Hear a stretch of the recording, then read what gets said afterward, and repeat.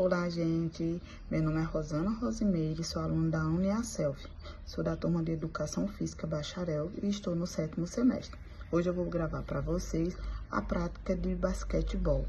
Lembrando que a minha prática eu tive que improvisar. Eu não tinha bola de basquete e eu usei a minha bola de vôlei. Essa prática é a última prática da atividade integradora 2. E vamos lá assistir e fazer comigo.